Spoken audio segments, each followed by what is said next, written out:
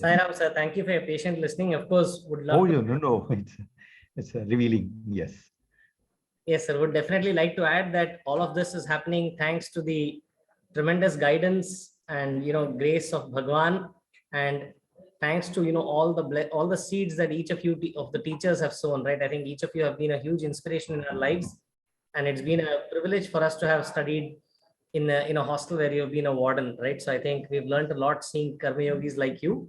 For those of us, I'm sure that there's probably nobody on this call who doesn't know Siva Sankara Sai sir, but at the same time, it's my privilege to introduce him. So I think the moment we hear his name, it obviously brings back a flooding, a lot of memories of his smiling face and patient personality. Sir has been Swami's student. He joined for his PUC in the year 1976 and went on from there to complete his PhD also in 1989. He's been a graduate in physics, and post that, Sir continues to serve in Swami's mission has been serving in different capacities. Of course, the dearest one to all of us has been his role as a warden, where very often people would look at him and probably also think he was another student, because he's always been that charismatic Markandeya of the entire system, right? Someone who never ages with time, and a very kind-hearted person. Sir is also passionate about Vedam and has been molding so many batches of students across the years. He certainly personifies someone who's followed Swami's command to the T and personifies the ideal of dedication and Karma Yoga. So with that brief background, there is of course so much more that we can add about Sir, but we're all eagerly waiting, Sir, to listen to your experiences and learnings at Swami's feet, and look forward to listening to that, Sir. Thank you so much, Sairam.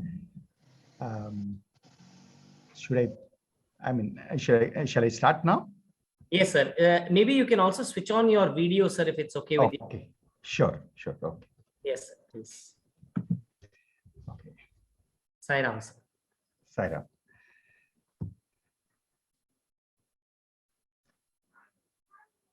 Om Ganeshaya Namaha, Saraswatyai Namaha, Shri Gurubhyo Namaha, Harihi Om. Sahana Vavatu, Sahanau Bhunaktu, Sahaviryam Karavavahai, Tejasvi Navadhitamastu, Ma Vidvishavahai. Om Shanti Shanti Shanti. Offering my humble pranams at Bhagwan's divine lotus feet. Respected elders and dearest brothers, Brother Sai Krishna and Brother Deshikan, and so many of other people whom, of course, I'm not able to see right now, but I'm so very happy that Bhagwan has given this opportunity for me to interact with you and then share whatever little I have learned at his feet with you all tonight. I was very happy to learn from Desikan the bird's eye view of the activities of the Sai Krishna Charitable Trust. Very, very impressive. All the things which Swami has been mentioning, the social care, educare, medicare, all of them, you're all doing that. That's extremely nice thing. And youngsters taking up Sai path and then trying to implement in whatever way we can do, serve Swami through serving the children there in the school. That's a very, very great service. And I very wholeheartedly congratulate all of you for doing such an excellent service. And then not only just the education part of it, moving with the times, that helpline, I have heard a lot about it. One or two of our alumni from Hyderabad, they called me up and then told me so much about it. And it's very, very nice work. I am happy to learn that there are 11 helplines you could do, and then sort of serve almost 50,000 COVID patients. It's not a small thing at all. So very nice. And even the virtual parenting and then virtual classes, the virtual ward and virtual parenting is a very nice, good and novel concept. And that's also worth emulating by all the people. And this concept can be extended for anybody, need not be from the school side, but anybody else who deserve this sort of help. Very nice concept of virtual parenting and virtual ward. So with that, I'm really grateful to Bhagwan for giving me this opportunity of reflecting on what I have learned, as he calls it as reflections. Reflection is a very beautiful word. We reflect upon what we have learned. Man has that ability. God has endowed man with the mind. The mind's mananat rayate iti mantra, they says, the mantra, like the mind continuously keeps on shattering. In fact, the Swami prescribes seva for our generation because the chatter in the mind has to be reduced. Of course, for the people of other ages, Treta and then Dwapara, etc., Swami has given different things, yajna, yagas, and then archanam, etc. But for the people of Kali age, what Swami always keeps telling that is the seva and then namasmarana. These are the two things which are very, very, very important. I'm so happy that you're all trying to put that into practice and deriving the benefit. The fact that every weekend you're having this sort of reflection classes of reflecting and learning of whatever Bhagwan has been teaching is a very great concept. So let me start with my own reflections. I was, as introduced, I was warden for some time, and then as it is, in fact, Sai Krishna, our Karthik has mentioned so much about it, but I tell you, Karthik, it's not because of me, it is in spite of me. As Swami always puts it, his work will be done not because of us, in spite of us. Even in spite of our being there, it will be done. The work of Bhagwan is it's a Lord's work. So, once Saturdays and Sundays is a very nice time because all of us enjoy the weekends. So since we work all the 6 days a week, Sunday is the only holiday which is given to the institution, all the educational institutions in Puttaparthi and everywhere also. And invariably, we go for morning darshan also. On normal days, we used to go only in the evenings, and Sundays we used to go in the morning also. So that used to be an extra bonus for us. So we would take every opportunity to invite Swami or interact with Swami and learn from him. So and Swami also looks for an opportunity to interact with the students. That's how he used to encourage us to take up very many activities, all sorts of activities, right from putting up dramas, dance programs, and so on. So it was one such situation on a Saturday. We had been planning. It was somewhere in the month of February or so. Usually, the end semester examinations start in the month of March, mid of March, etc., and then they go until the end of March. So we wanted Swami to come and interact with the students, especially the final year, the passing out students, as they call, because after that they go to different places and they will not get an opportunity to be with Swami. So Swami also used to give an exclusive time for these final year batches. It is one such thing. They said, okay, Sunday is holiday, so he can work, and then Swami can come to the hostel and interact with the students. So they kept on asking Swami, please come to the hostel. Then Swami would say, no, you have classes. Swami would give all sorts of excuses.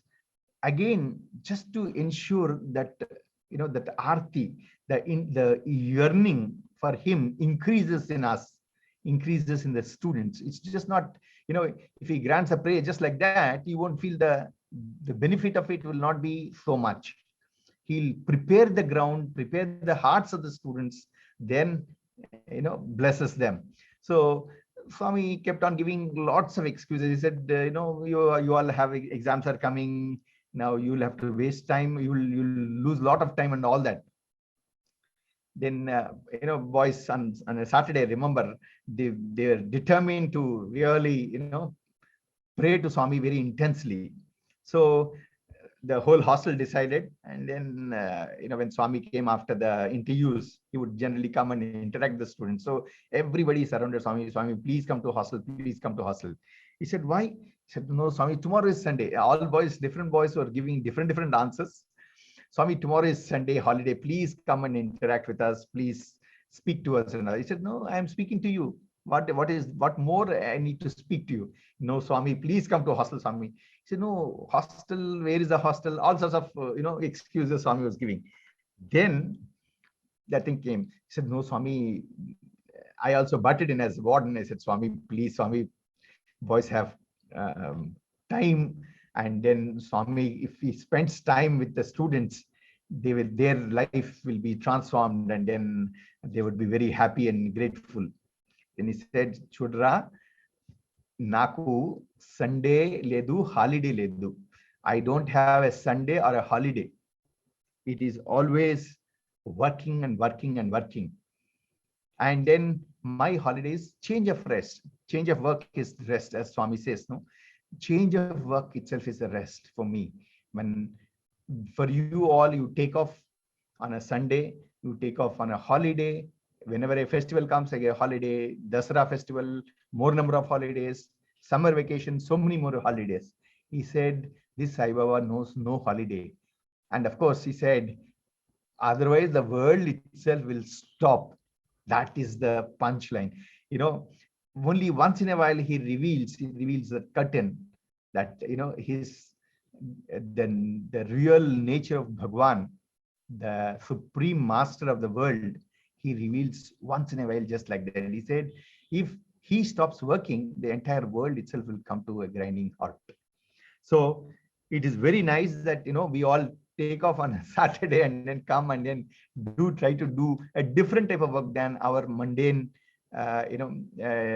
workaday life, which we, spend throughout the week. So I was reminded of this sentence of Swami. Said, for this Sai Baba, no Sunday, no holiday, because the entire world itself will stop. He is eternally working, and he stands as a model and example for all of us. And I'm so happy that, every Saturday you all do, Saturday, Sunday, you all take up so many activities. Thus, learning and then reflecting on what Bhagwan has taught us, putting them into practice. It's a beautiful practice. Continue to do this. Then moving on further, Bhagwan says we should, get happiness in whatever we are doing. Not, as Swami puts it in the nice, pithy quotation, happiness lies in doing what one has to do, not in liking to do in doing what one likes to do. Happiness does not lie in doing what we like, but rather it should be what one has to do, our duties, or what is enjoined on us. Now, I give you a beautiful experience of Dr. Umesh, who was, he was my classmate in Vrindavan and also in the post-graduation in Puttaparthi. He was a Vrindavan teacher. We both finished our BSc from Swami's college in Vrindavan, and then we wanted to stay with Swami for some more years because we were really, touched by his love, like, all of us, at different times of the life, we get touched and then we get inspired. So we wrote to Swami, we would like to do our PG program also staying in Vrindavan. There used to be, Swami used to give concession. That time it was only, even now it is only a undergraduate college. But Swami would allow a select few people to stay in Vrindavan in Swami's hostel and then study in Bangalore University, Central College. So we both wrote, and then Swami's grace, Swami agreed for us to stay in Vrindavan. And he said, you apply, and if you get it, you continue to do your post-graduation. So I'd written, we both of was BSc MPC stream, and then I had applied for, I wanted physics, and then I applied and got it. That Umesh also wanted physics, but he did not, he lost because there was no entrance test, only just based on your marks. So he lost just by 1 or 2 marks. And then, so he applied for mathematics also, because he wanted to stay with Swami much more than even doing physics. So he got in mathematics in the Central College, but he didn't like mathematics so much. So after, we got our seats confirmed, we went to Swami. That time it was so freely accessible. So Swami was in Vrindavan. We both went and then informed Swami. Swami, we got the seat. He asked me what you got it. I said, Swami, I got in physics. He said, very good. Then he asked him, that Umesh, he said, what you got it? He said, Swami, mathematics. He said, good. Then he said, no, Swami, I do not like mathematics so much. I like physics more than mathematics. Then, have you applied for physics? Swami asked. He said, yes, Swami, but I did not get, I just lost by 1 or 2 marks. Then he said, so now you have got mathematics. You want to stay with Swami, and you have got only this opportunity. So what he said is, start liking mathematics. Happiness, he repeated the same sentence. Happiness lies in doing what you have to do. If you have to stay in Vrindavan with Swami, you have to do mathematics. Therefore, start liking mathematics. What a simple equation Swami gave to him. And of course, he started doing mathematics. And fortunately for him, unfortunately for all of us, this happened in 1981 in June. And then 81 November, Swami started the university.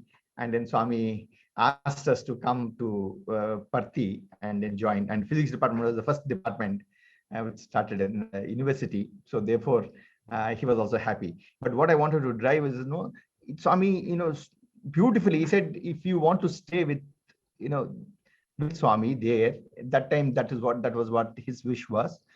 And he said, no, you start liking whatever we do. So therefore, the simple solution Swami gives is, we have to find out what we need to do, what we can do. What we need to do, start liking it. He says, so we all do our jobs, we all do our routine work. Start enjoying the Swamis, that work.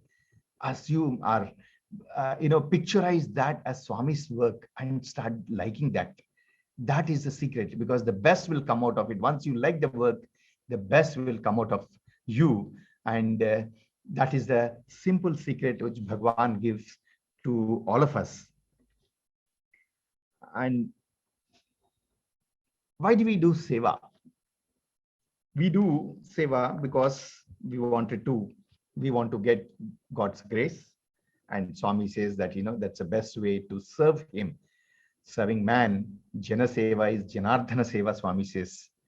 So he says, you don't have to come to Parthi. You do wherever you are, do the work for people who deserve, who require. And that really comes to me. That's what Bhagwan keeps on telling. So, and which you are all now personifying and then just putting that into practice. That's a great thing. So we do Seva because we want to earn Bhagwan's grace, God's grace. And of course, it reduces our ego. And then we don't require any great, doing tapas and penance or yoga or this or that to really experience God. Whatever we are doing, if that is offered, that itself is, really brings Bhagwan's blessings. At this point, I am just reminded of a beautiful incident which happened to one of the students of the hostel. That was a composite hostel. We had school students as well as the institute students before 1995 in the Prasanthi Nilayam Campus, wherein we had students from 8th class to, PhD students, all the way from, 15, 16 years, or 13, 14 years to up to 26 years. It was a nice thing. And those days, Swami used to, bless the birthday students on their birthdays. So the birthday students used to be given a special permission to go and sit in the front and then seek Swami's blessings. They would take a tray in which there would be chocolates, and then there would be, lavang and things, even cashews, etc., or even groundnuts, so depending on whatever the student wants to offer to Swami. So, and then Swami would also take a lot of pleasure in blessing the students, and then solving their problems, and taking some clothes, and really blessing the entire thing. And students would really look forward for their birthdays so that they can go and sit in the front, and Swami would invariably come and then bless the students. So it was one such occasion. One student, he was a young student, school student, and then he was a student from very, very orthodox Brahmin family. So he took the chit, and then he went there and then sat in the front. He had an agenda, and he went and sat, and Swami came and blessed him very profusely, and then he took Namaskar. Then when Swami was blessing him and taking the chocolates and then throwing to the students, he said, "Swami, I have a request." Swami has, the small kid asking, slowly, "Swami, I have a request." He said, "Yemi, what is it?" Then he said, "Swami, please give me Guru Mantram." Guru Mantram. Then Swami was very surprised and happy. He said, what do you mean Guru Mantram? He said, "No, Swami, some mantram, so that, I can repeat that. And then this is the tradition." He said, "Who told you?" He said, "My father told me, Swami. Then I should, because if I get the mantram, the secret mantram from you directly, that's a great, and then my life will be fulfilled." Swami was so pleased, such a small kid asking for that mantra. Then, beautifully he said, "Babu, there's no need of any mantram. No need of any mantram. Just love, prema. Andarini preminchu, andarini sevinchu." That love all, serve all is, the very cardinal principle of Bhagwan. He said, but this boy, innocent as he was, he said, "No, Swami, I want mantram." Even a similar story existed, in Kasturi's writes in his Loving God. Also, some of you may have read that. So he said, "No, Swami, I want mantram because my father asked me to get a mantram from you." So innocently, he pestered Swami. Then Swami was smiling. It was happening in front of everyone. And then Swami was smiling and then said that, "Chudu, the mantram's very nice, very essence of all the mantrams." And then he told in Telugu, "Lavu, Navu, and now." Love and Navu means smile, and now, NOW now in English. So he said that, what does it mean? He says, loving and smiling always, and be in the present. So smile and love in the present moment. Swami gives so much of importance to the present moment, as we all know. Swami says the present is the omnipresent. It has the seeds of the past and the seeds of the future fruit, and then seed of the past fruit, the past tree. So Swami gives that beautiful example. And so sweetly, he told him, he said, this is your mantram for the small kid. Lavu, navu, navu. Navu is a smile. And that's what Swami always used to like, smiling faces. He said, every time he used to mention, he said, I don't like castrile faces, long faces. He said, your happiness is communion, union with God. So why should you be sad? He is with you. Always be cheerful, always be happy. So that was a thing which I am reminded when I was just mentioning that we don't require any mantrams. He has just given the very quintessence of all the mantrams, which is love all, serve all. Again, that which we are all trying to do it. You are all trying to do in your own ways.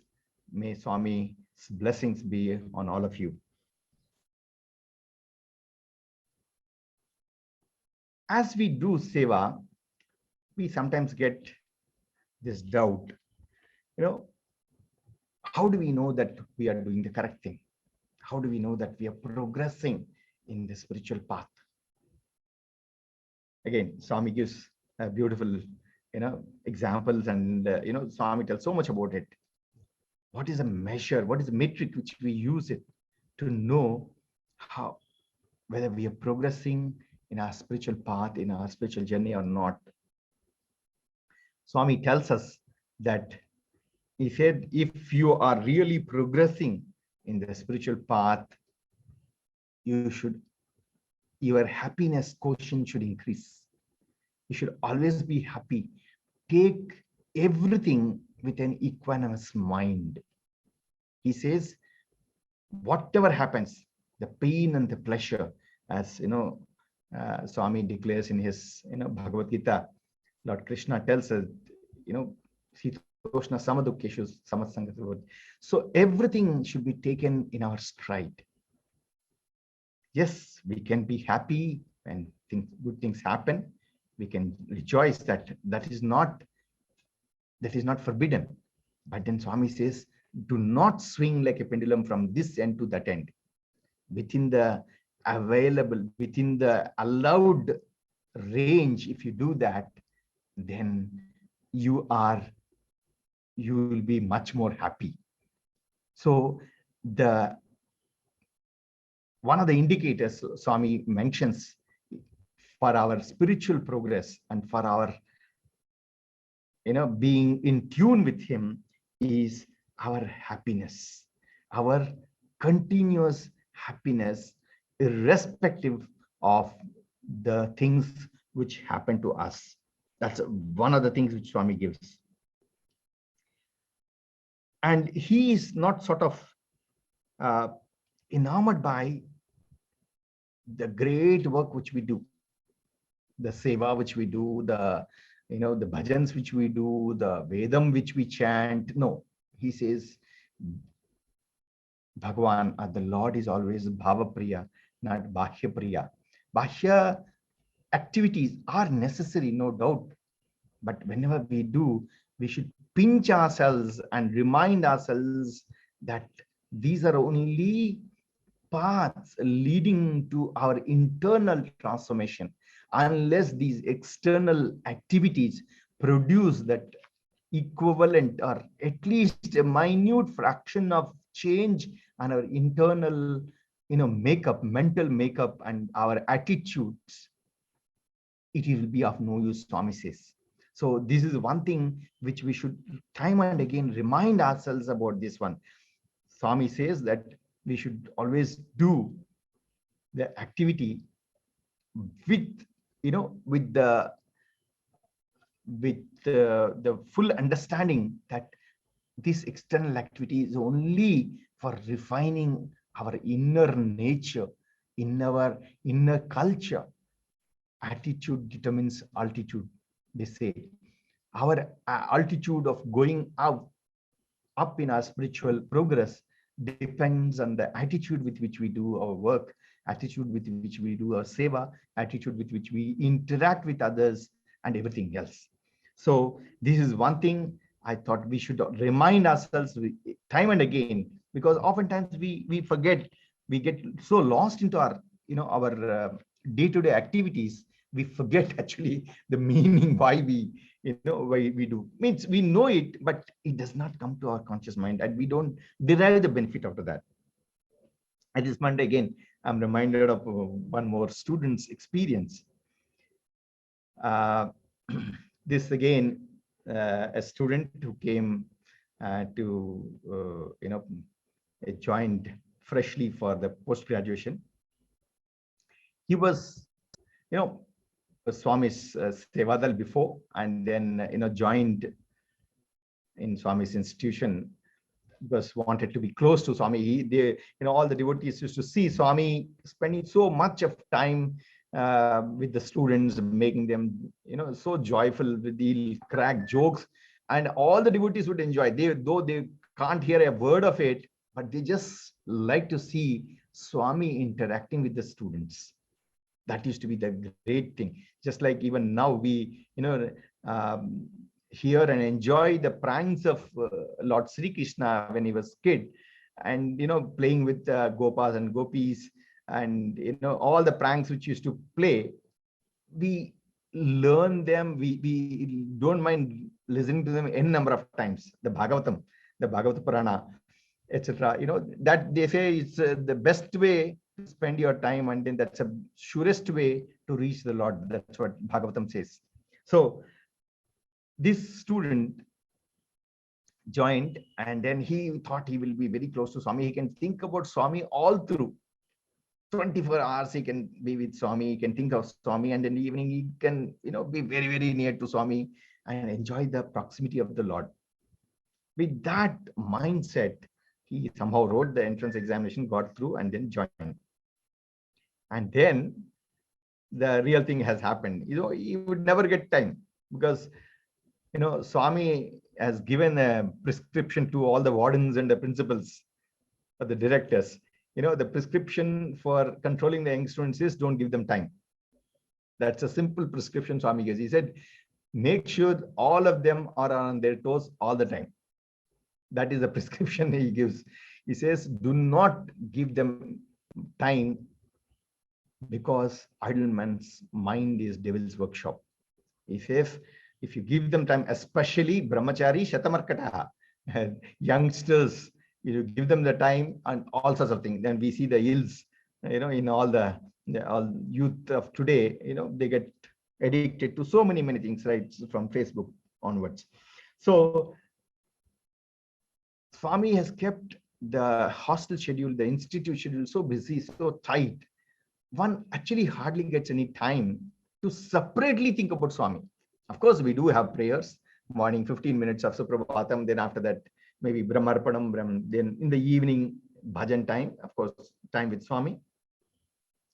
So that's the only time. Otherwise, we don't get a separate time for doing meditation, or doing japam, or doing an extra puja and things like that.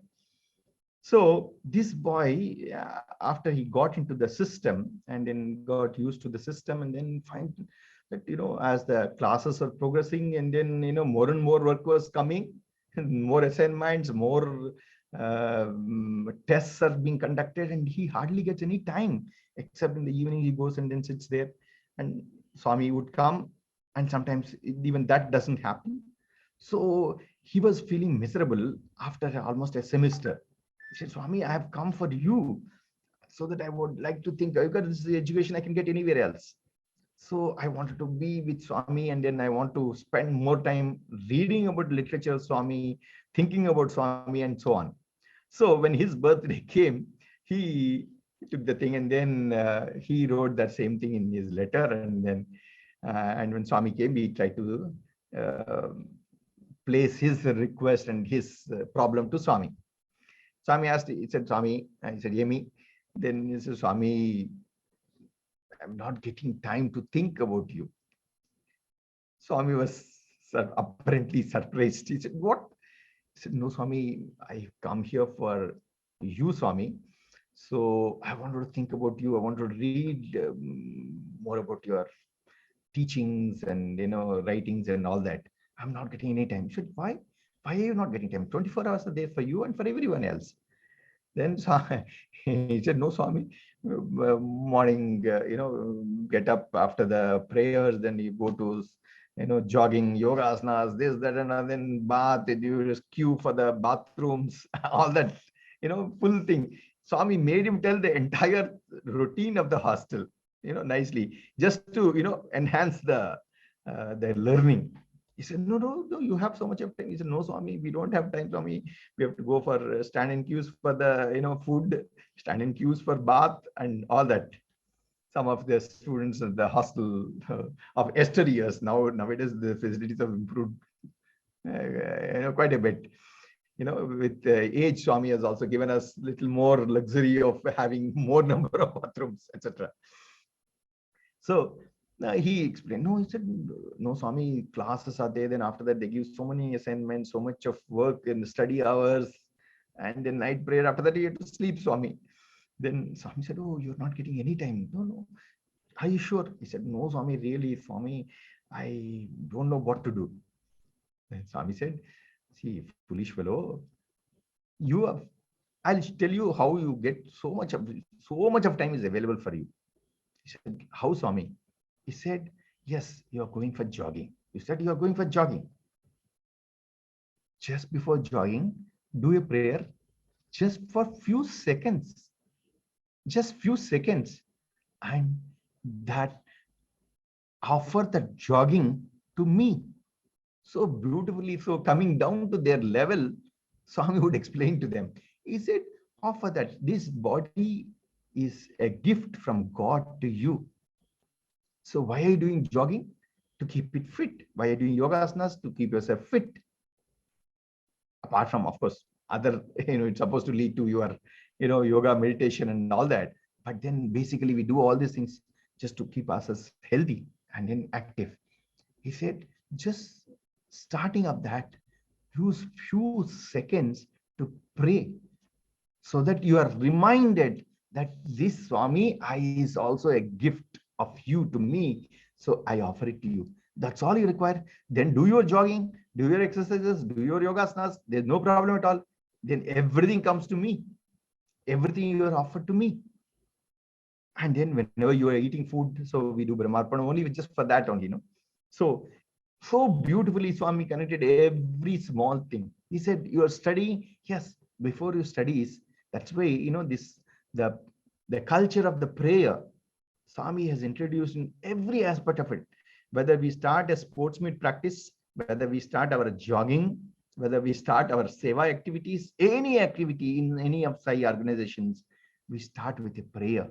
With a prayer just to remind ourselves of that great opportunity which Bhagwan has given to us, to remind ourselves again, this body is given to serve others.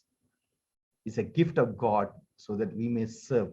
Swami always tells, Paropakaradhamidam Shariram. He says, Paropakaradhe Phalanti Vrukshaha, Paropakaradham Duhanti Gavaha, Paropakaradham Vahanti Nadyaha, Paropakaradhe Midam Shariram. That is, Paropakaradhe Phalanti Vrukshaha. The trees yield fruits only to serve others. They don't eat fruit for themselves. They generate or they produce fruits only to serve, to satiate the hunger of others, so that birds and beasts and man can really enjoy that fruits. They don't eat for themselves. Paropakaradham duhanti gavaha. The cows yield milk only for serving others, to serve or to rear its calf, and also the extra milk for all of us to drink and enjoy and then be healthy. Paropakarda vahanti nadyaha. The rivers flow, flow with water only to serve the humanity, to have for the harvest as well as for the drinking water purposes. So he says the entire nature has been created by God only to teach us this lesson. Paropakaradam idam shariram. The Swami has given us this body only to serve others. So Swami said, this is the very essence. Why are you thinking that this is separate and that, you have to have a separate time to think about me? How beautiful it is. How very beautiful is the message that whatever activity we are doing it's just remind ourselves, pinch ourselves when we don't remind. Sometimes we forget it, but then whenever we remind, say pinch, oh yes, this is also Swami's act. This is also Swami's doing, Swami's Leela. If you do have that sort of, the attitude and that sort of mindset, we really enjoy our life, and then we spread that happiness to everyone else. So that's also another beautiful lesson which I've learned, and I'm happy to reflect upon that. Karthik, I should stop at 9:30, isn't it? So yeah, you can please continue. We are looking forward to listen. And towards the last few minutes, we can have some question and answers. So we can extend up to 9:40. Sure. You would definitely. Okay. So at 9:30, 9:25, I'll stop and then we can have questions. Okay. Sure.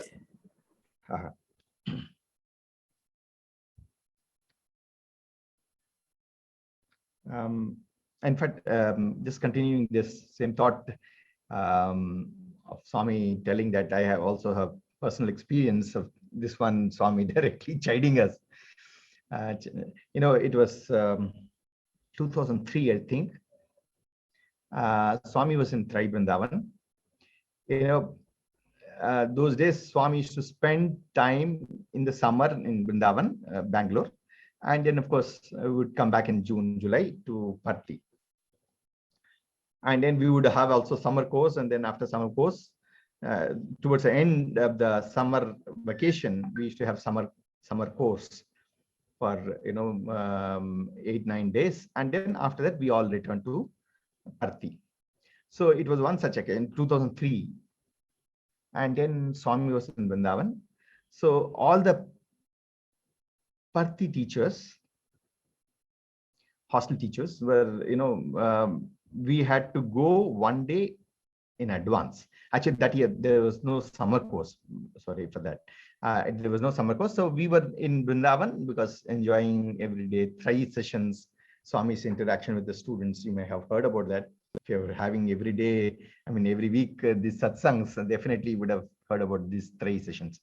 So we were enjoying that our summer vacation with Bhagwan. And then that 31st of May, usually we open because 1st of June, we invariably start 1st or 2nd of June, depending on the Saturday, Sunday, and then, working day. So on 30th itself, we wanted to go because 31st we had to open. So we all prayed to Swami, Swami, we would like to go. We seek your blessings for a new year. So we all sat there, the school hostel teachers, and then our Prasanthi Nilayam, the institute hostel teachers. And then on behalf of them, I just had the privilege and the prayer to Swami. So Swami, we are going, tonight after the 3 session, we would like to leave to Parthi as we have to report and get the things ready for the students coming. Then I just mentioned it to Swami. Swami said, hostel teachers ne teeskura paiki. So Swami gave an exclusive interview for all the hostel teachers, both the school and then institute teachers. So it was an extra, bonus for us. Not only staying with Swami for the full summer, but then he said, okay, come Vrindavan upstairs.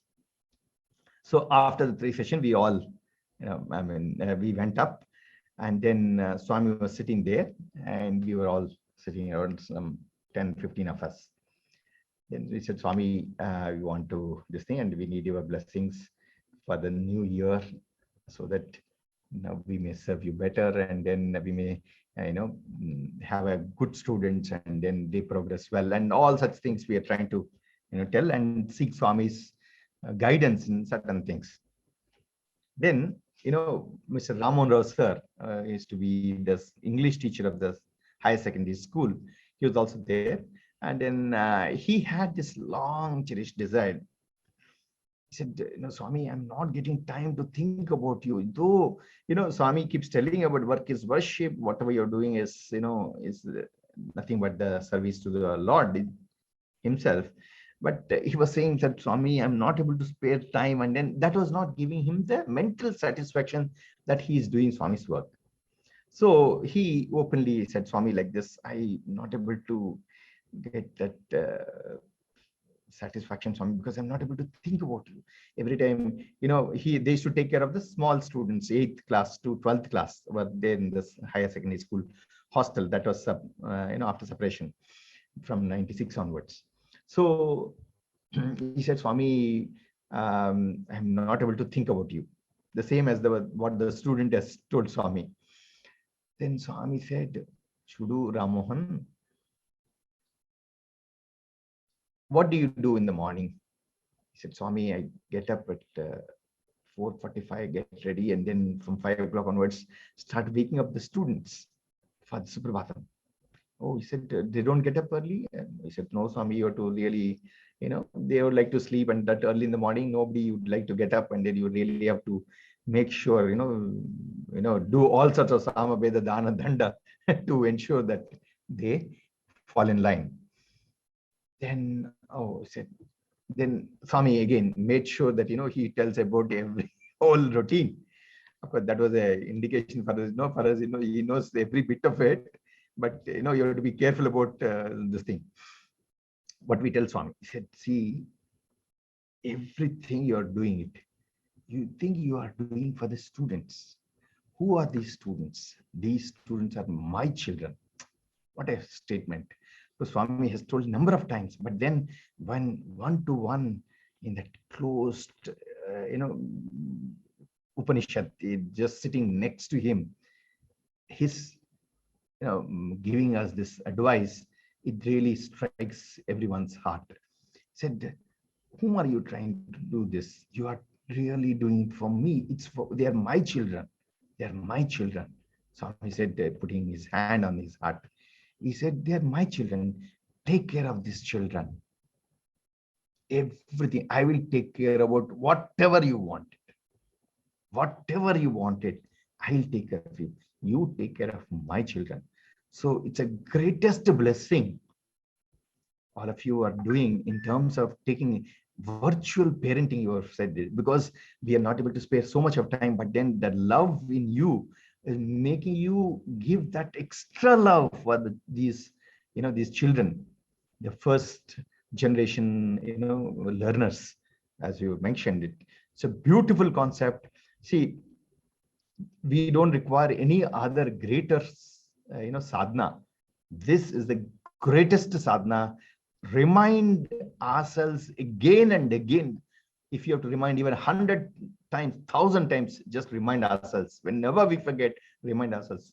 Even at the cost of repetition, we should remind ourselves, because this is not an ordinary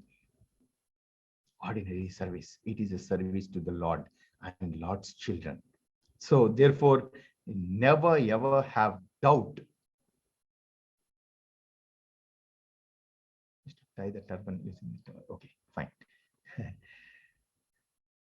Okay, I will do that. In the chat box, see that. Okay, so never ever doubt that whatever we are doing is doing for something else. Once you have that, actively in our front brain, then whatever we do, we enjoy it, because we are doing it for Swami. Swami enjoys it, and we can derive maximum benefit from that.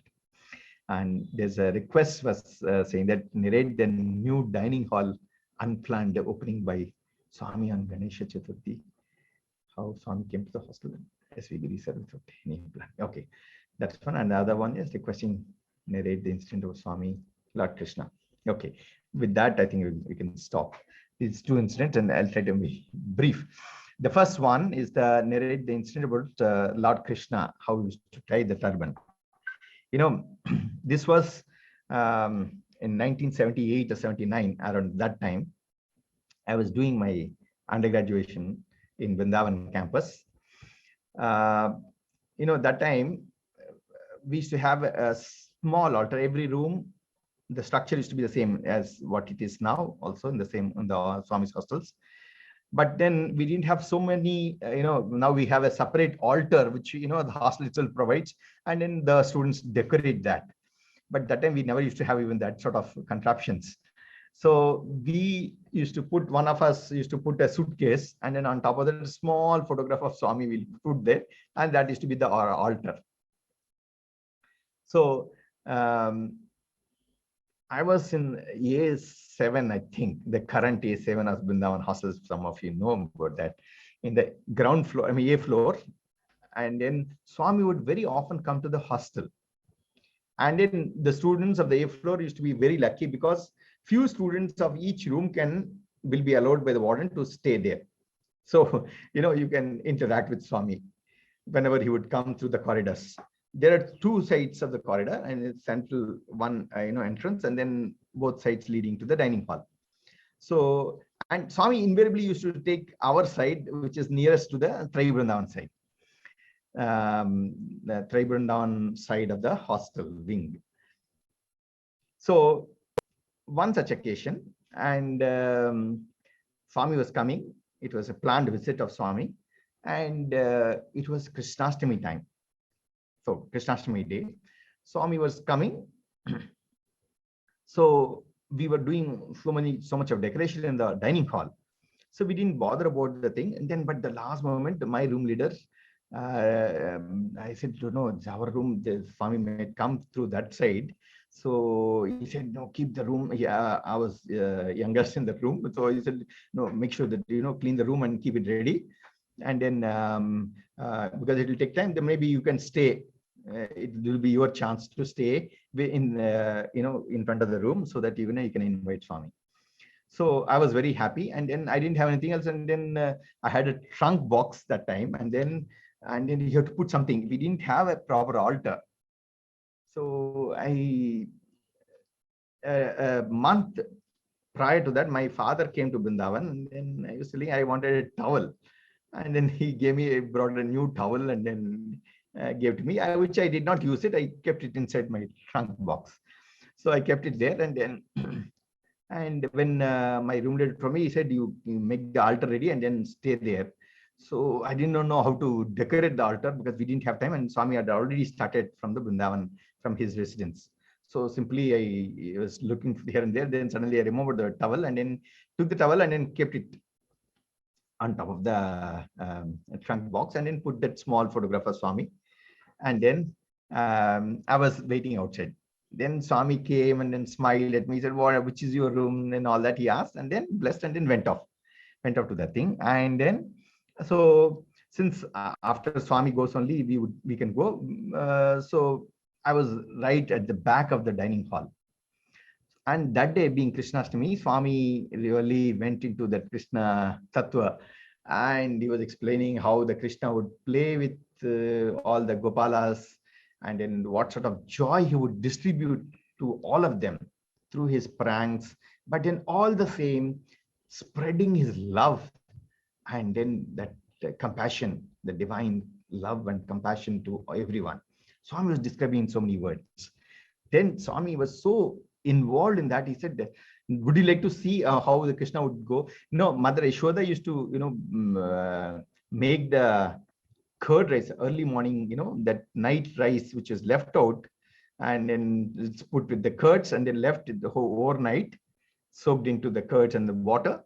And then next day morning, she would give that to Krishna, and then they would all eat that, and then take extra ones in a towel, and then put it the towel, and then goes for taking the cows for grazing. So Swami was explaining that when he said, no, Krishna is to, lead the normal life like anybody else. The God, when he comes in the human form, he assumes the perfect role of a human being, so that we all can love him. We all can love and then develop that kinship with him. So he was explaining, he said, then suddenly he said, I don't know what he said, because I was sitting right at the end of the dining hall. Some of you may have seen the Vrindavan dining hall. It's a very big one. You can hardly hear what goes on there unless they speak in the mic. Swami asked something, and then suddenly it was passed on from one row to another row. He said, Swami wanted kerchief. They said actually hanky or something. I heard hanky. No, he said, no, big hanky, big this thing, big cloth. That's all I heard. By the time the news traveled from the first row to the last row of the dining hall, where I was sitting there, she said, no, Swami wants it, Swami wants this. And everybody was looking, and then they were trying to give the hankies. Then Swami said, no, no, no, big ones. Then I could see that one. And then immediately I realized that, Swami wanted some big cloth. So I immediately ran. Another friend of mine also ran. He was on the other side in the C floor, and then I was in the A floor. I just ran because I just then remembered and then put that cloth for the Swami's altar. And since it was new, brand new, I thought it is fit to be offered to Swami. So, and it will be blessed cloth. So I was very happy. And then I dashed. And then, of course, I won the race. And I just, pulled that cloth, Swami's photograph fell, and then kept it separately there. And then immediately came running and then said it. And then some of you may have seen it. I didn't have the photograph, but it's a very famous photograph. Swami was wearing the turban. He tied that towel. And then he said, see, Krishna used to tie like this, and then would go along with the Gopas for taking the cows for grazing. And then he said he would, then after that, he would come to the Gopi's side, then he'll put the thing like this. And then Swami was showing all that and the famous pictures. And then I had the good fortune of having that, privilege of giving the towel to Swami, which he used it as the turban of the Krishna. That was the first one. The second one, unplanned visit of Swami for the Ganesh Chaturthi for the hostel. Okay. Now that brings that question there in the chat box and brings so many memories of Ganesh Chaturthi to me. Okay, but I'll try to just recall the ones which, the thing where with S.V. Giri sir, who just merged with Swami yesterday.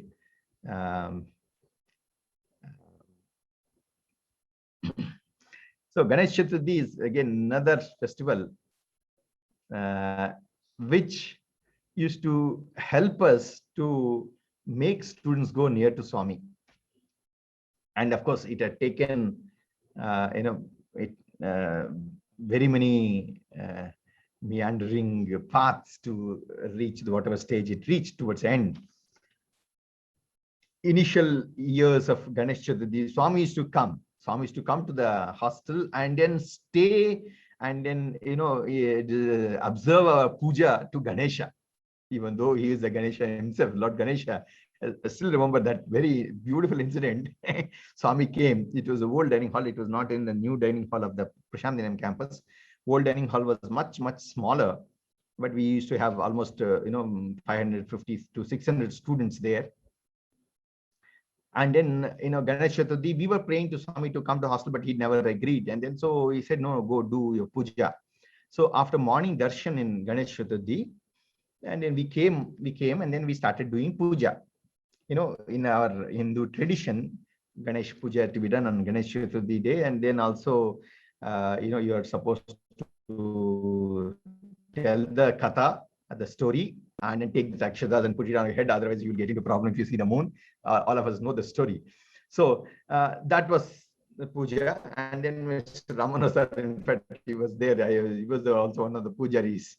So we were doing the thing. Suddenly Swami came off. And then sat there to observe how the Ganesh puja was being done. It was such a sweet incident, and Swami would comment on the way in which we chant those Ganesh mantras and then that Ganesha Stotram and all that. I remember that part. And then Ganesh Chaturthi also was the time where many things also used to happen. I remember at another occasion of Ganesh Chaturthi, wherein all the research scholars of the hostel was lambasted by Bhagwan in the meeting in the dining hall. Swami was upset with the research scholars. We were all research scholars then, and he was upset.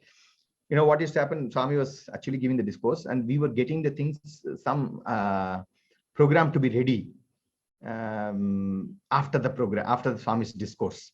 So few of us were outside, and then we were doing some activities, and suddenly a little bit of noise came, while doing some shifting of things, etc.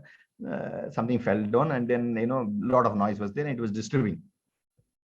And Swami was after, he said, Chudu, buddhi ledu, these people do not have any this thing. And then of course, and he was generally upset with the research scholars. And then in that discourse, it was point blank range of firing to all the research scholars. Remember, staying with Lord is not an easy thing at all. Of course, it's the greatest blessings of the eons of lives and lives. It's a blessing which you can get probably only when, if he wills it. So when we get that blessing, we should really utilize it to the best of our abilities and the maximum. But then we naturally, humans as we are, so we were not utilizing, and that's why Swami was upset with us. So Ganesh Chaturthi used to be the time where Swami, all this vignas also used to happen. He's supposed to remove the vignas, but we used to for some years we were shuddering to celebrate the Ganesh Chaturthi, because every Ganesh Chaturthi something or other would happen. So even that is also another association of my memory with the Ganesh Chaturthi. And then the last one, this one was one Ganesh Chaturthi. Again, Swami came, like he did not give us any intimation. Giri sir was there with Swami, and then suddenly unannounced, Swami came off to the hostel. Swami came off the hostel. Actually, we had got many things ready, but none of them were in order, because Swami came off so sudden, nothing was ready. Then as we were hurrying here and there to get the things ready, he said, no, nothing. What you require is my blessings. If you have, why are you worried about offering this and that? The fact that I have come here is because I wanted to bless you. You don't need to offer anything. All the things you do it for getting these blessings only. So beautifully, you mentioned it and made us all happy and smiling, and then left. So lots of these memories are associated with Ganesh Chaturthi. Few more questions, maybe another 5 minutes. Okay, I'll just see. What does Swami tell regarding the following of Brahmacharya? Okay, the Brahmacharya, Swami would always say, Brahmacharya is not only just a celibate. No, oftentimes the word Brahmacharya is associated with only people who have not married, celibate, and who observe strict vows and this thing. Swami says no, one who charya or moves in Brahman Chariti, I don't remember the definition Swami gives, but the one who moves, chara in Sanskrit means the movement. So one who walks in the path of Brahman is actually Brahmacharya, is observing the Brahmacharya. So Swami does not tell us that you need to abstain yourself from all the physical comforts and then all the things which we generally experience. All that what he says is, be in your limits. That is the beautiful message Swami drives about Brahmacharya. That is, whatever you're doing, you should be, if you're enjoying, enjoy the pleasures of life. That is the gift of God. Bhagavan has created that. So, but only thing is, be in your limits. All the senses which God has given to all of us are limited company. Swami always calls it a limited company, because eyes cannot see more than a certain brightness. Ears cannot hear more than certain decibel level of the sound, because after that eardrum will break. So all of them, the mouth, the ear, and everything has their own limitations. All the senses which the God has given to all of us have their limits. So be within the limits. So Brahmacharya, in one sense, Swami tells us that, be in our limits and then enjoy and learn to tread the path of Brahman, the path of the Lord. That is real Brahmacharya. Dr. Sai, while to hear you. Is love a concrete material thing? How are we to think of it and remind ourselves of it? It's a beautiful question. Love is a concrete material thing. No, love by itself is not a concrete material. It is a feeling. It is a feeling emanated from the heart. Prema, Swami says, he's really Prema Swarupa. He said, Prema Swarupulara. In his discourses, often we hear this. Prema Swarupulara. He said, I am Prema. I also see you as Prema. In fact, one of the time he says, Swami gives so much of importance to this Prema. Love all and serve all. It's just not serve all. It's love all. Comes first. Then serve all comes. Even for service, love comes first. So love is the very quintessence of Swami's philosophy, as I understand, because it's a very, if a double distill the Vedanta, what remains, Swami says, is love. If you learn to love your fellow human beings, fellow everything, God's creation, that you are really in the path of the Lord. So love, is it concrete material thing? No, it is need not be concrete. It can manifest itself as a concrete material thing. For example, the mother loves his children, the child, and then gives a lot of toys. That's an expression of her love to the small one, the kid. So it can take a form of a concrete material thing, no doubt. But love itself is not that. Love is much deeper than that, much more profound, much more subtle, much more enjoyable. After all, you give a sweet, while eating sweet, you may enjoy, no doubt about it. But then after that, sweet is gone. In 10 minutes time, again, the child wants something out of that. So love is not the sweet which mother has given to the kid, but it is the feeling, the motherly love with which she gives that. So that's my understanding, sir. About the love is a concrete material thing. No, it's actually a feeling. It's a divine feeling which is inside all of us. Swami said you just have to bring that love out. And all our sadhana is only just to bring the sadhana of seva and bhajans and every other thing is only just to bring that love out.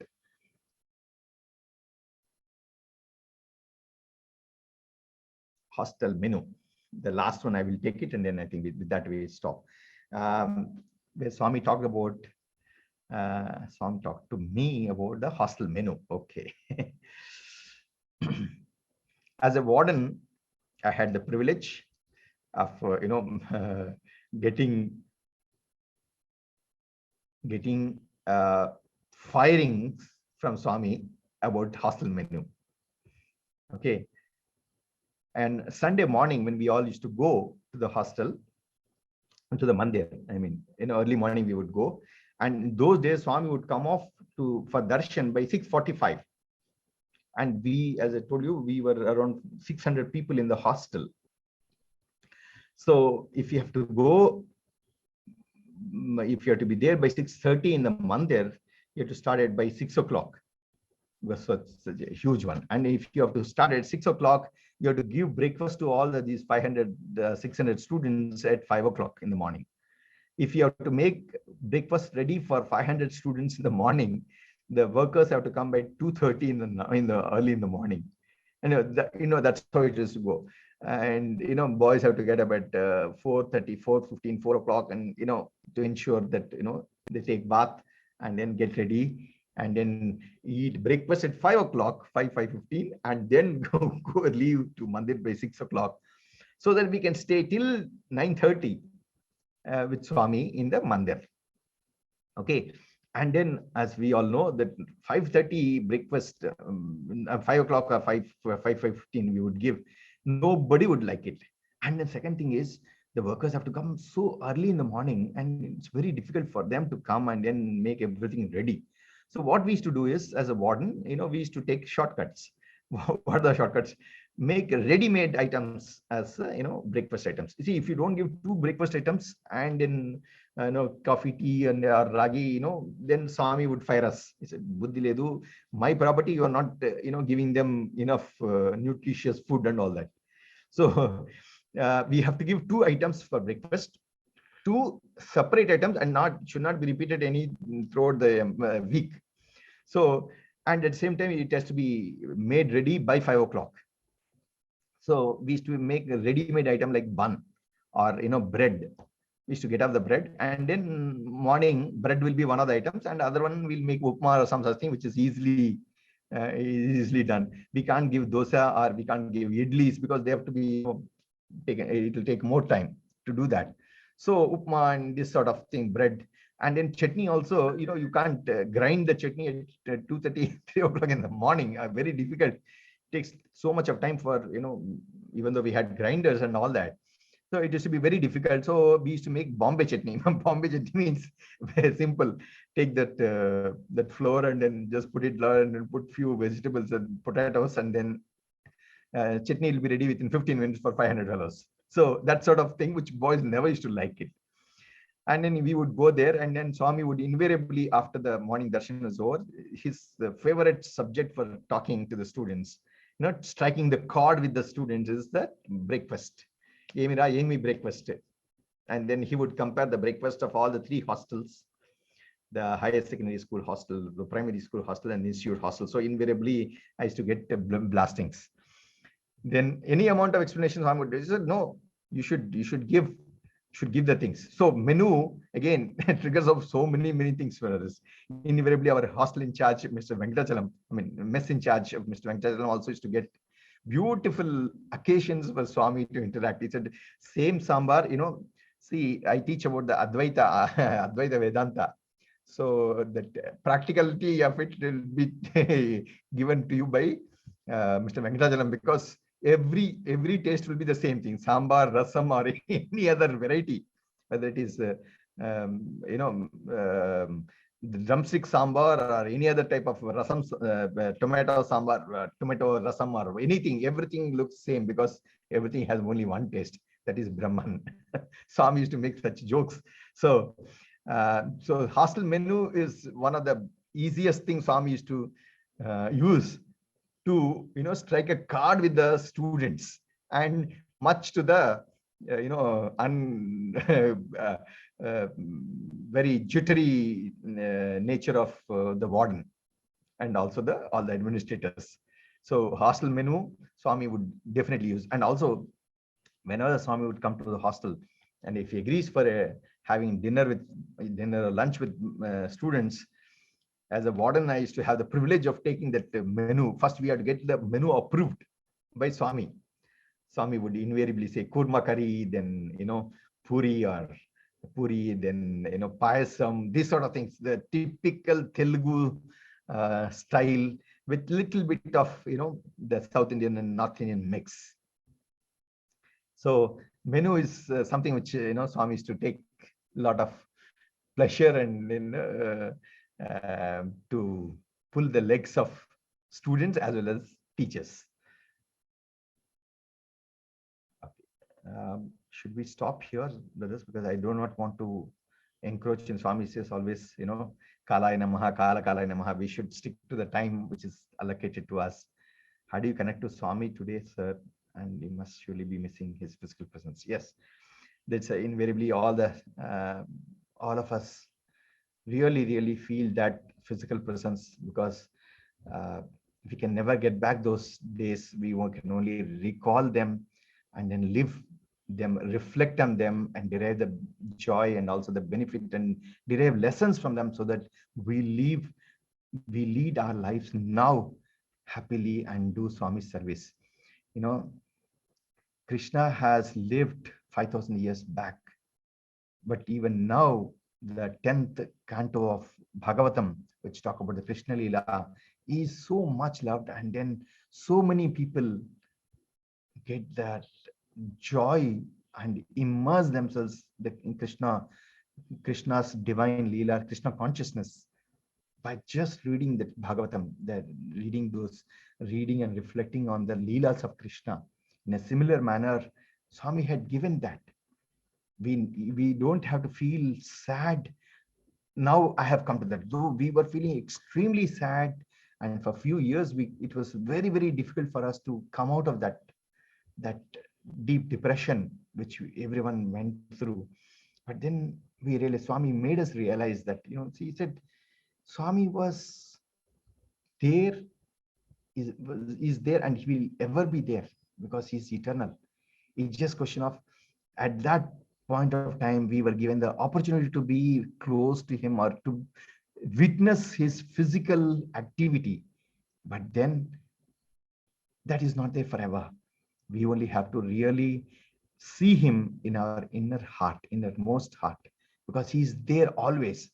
Learn to feel, even if you have lived with Swami for so many years, believe me, I had been a Swami student right from my, after my 10th class, I came to Swami, and then now almost close to 40 years, I tell you, unless we internalize him, how many ever interviews we may have had, how many ever,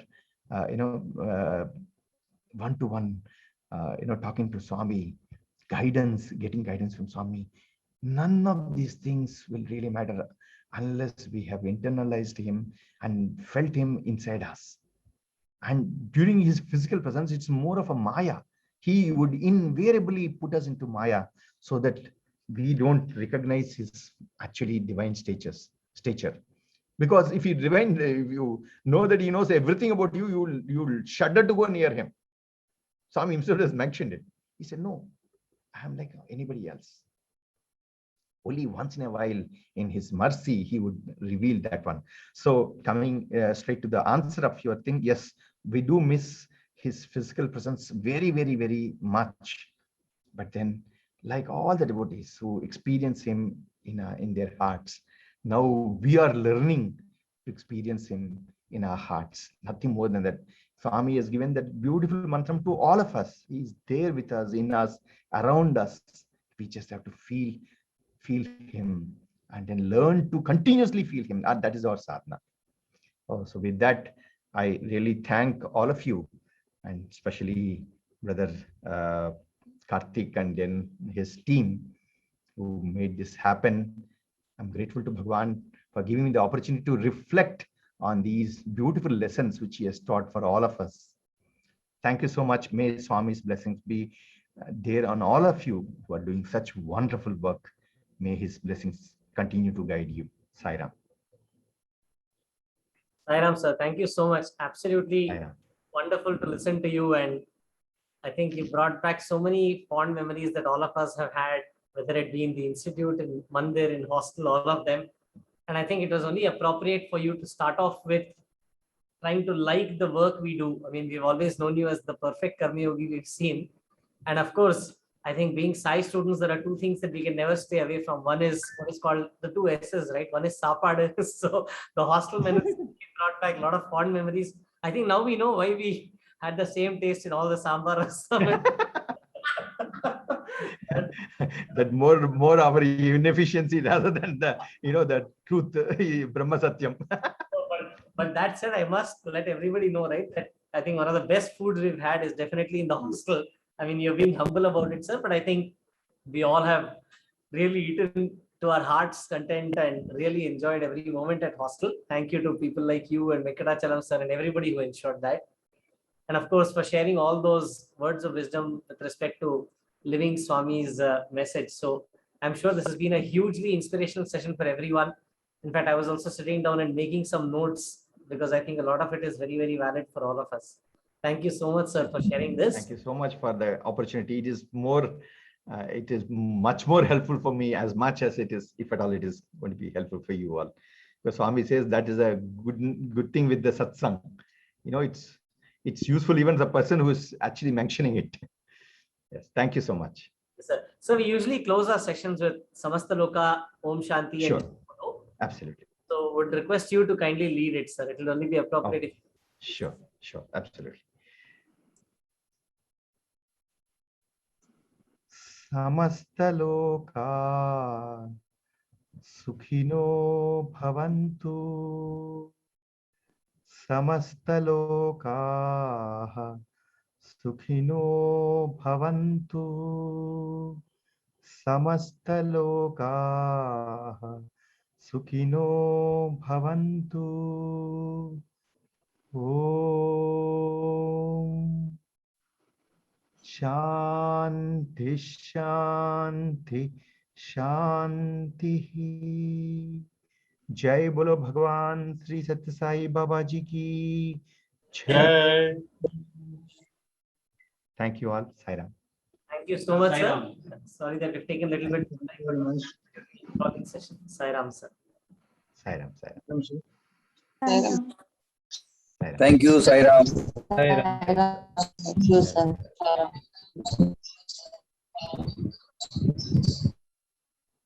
Thank you, sir. Sairam.